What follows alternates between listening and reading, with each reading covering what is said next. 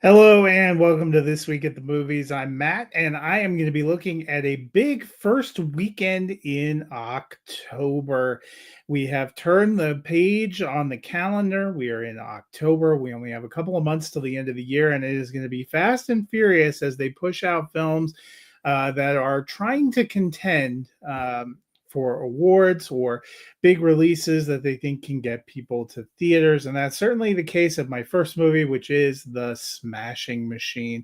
This one coming from director Benny Safdie, starring Dwayne Johnson and Emily Blunt.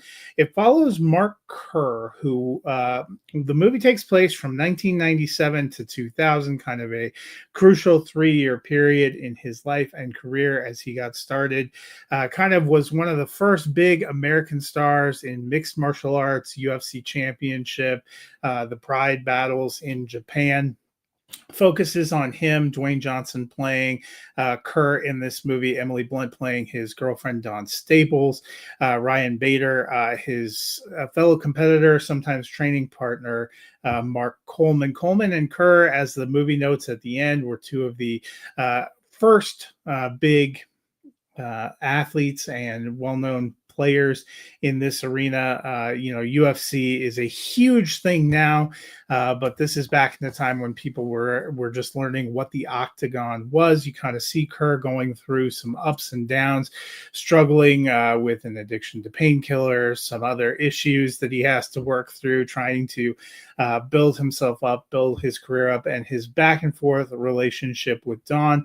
A lot has been made of Johnson in a maybe different kind of role, maybe more serious role, more of an Oscar bait kind of film.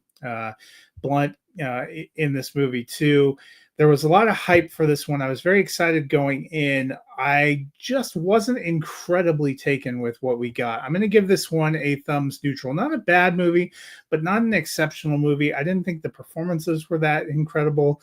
In terms of being a sports movie, it tries to throw a lot of things in. A lot of things feel like cliches or pieces of a story we've seen before. I don't know what I'm ultimately supposed to take away about Kerr's life, career, relationship, and about Ultimate Fighting itself. Not being a huge Ultimate Fighting Championship fan, I thought maybe we'd learn a little bit more about the origins of the sport, or how he got into it, or some of the early struggles. I just didn't feel like it was that rich of an exploration. Really did not enjoy the score here.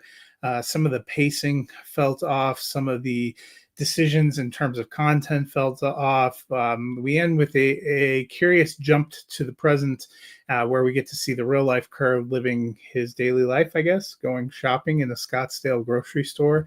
Was an interesting choice. It was a choice for sure.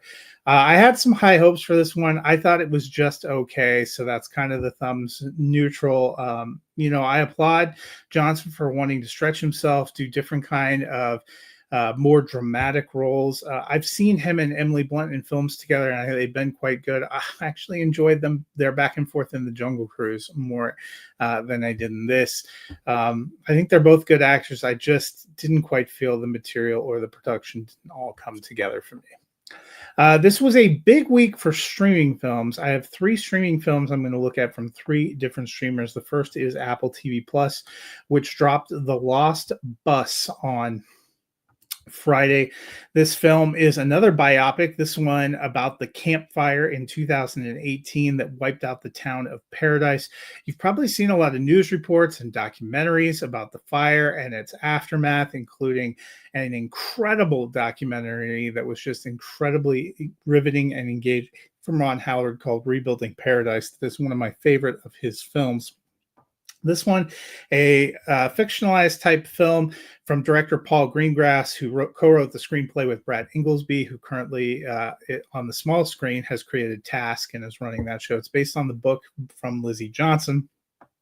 We follow the story of a kind of down on his luck bus driver, Kevin McKay, played by Matthew McConaughey, who tries to get a bus full of 22 children and a teacher, Mary Ludwig, played by America Ferrera, out of the fire area and to safety. It's a harrowing journey. There's a lot of it that kind of captures the moments when the fire sparks off, some of the frustration, some of the panic, some of the everything that's going on. This film actually features Matthew McConaughey's real life mother and son, playing his mother and son in the film, kind of a smaller role, not a big impact on it. I thought McConaughey does a nice job here. I enjoyed America Ferrara. I thought it has a solid supporting cast as well.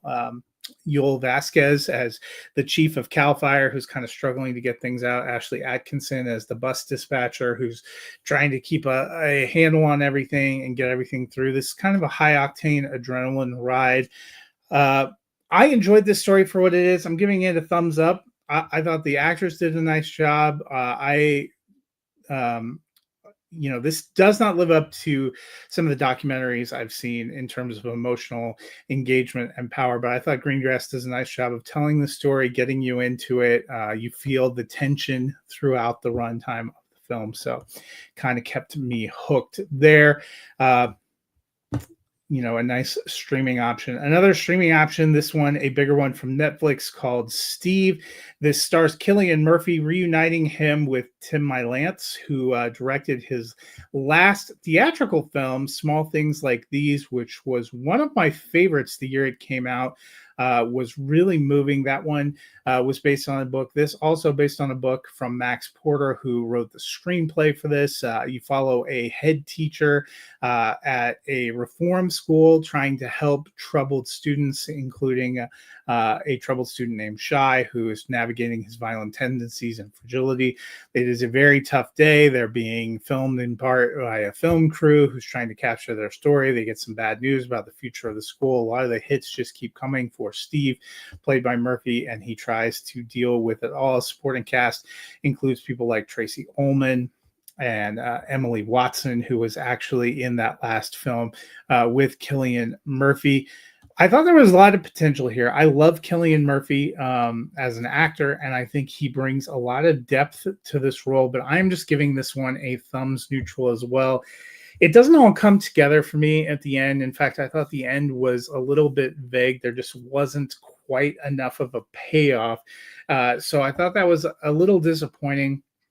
It's an interesting film. It's an interesting idea. There are some very powerful moments, but as I said, it just doesn't sustain. I feel a lot about this one like I did about the Smashing Machine. I wanted to like it. There were pieces of it that I liked, but it just doesn't all come together into a cohesive whole. This one is a little bit of a quicker commitment, only about 90 minutes streaming on Netflix.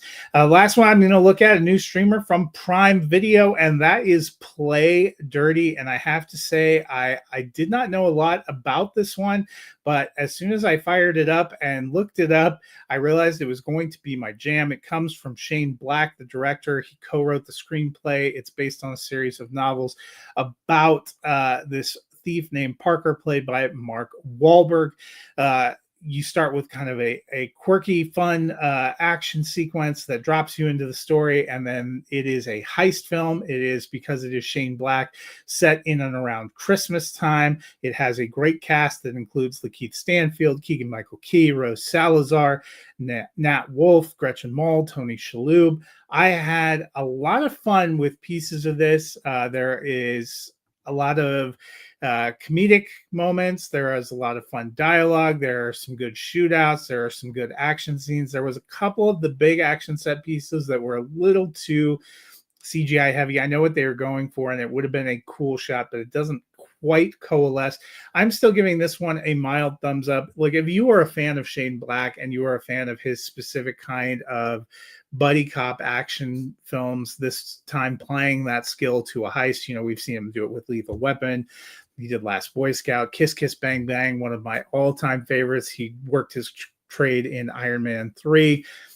He is really good at telling these kind of stories. I think this one's fun. A little bit under the radar. I was instantly giddy when I learned it was going to be a Shane Black film. I knew I was in for something fun, and it doesn't disappoint in that way. Not a super heavy film, but I really enjoyed Wahlberg and Lakeith Stanfield a lot more than I was expecting. I enjoyed Rose Salazar in this too.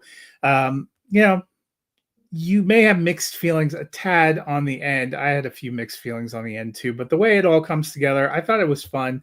I thought they did a nice job. Series of novels here. I would not be at all upset if we saw Wahlberg and Stanfield back for a couple more of these movies, but kind of a kick in the pants if you're looking for a fun streamer.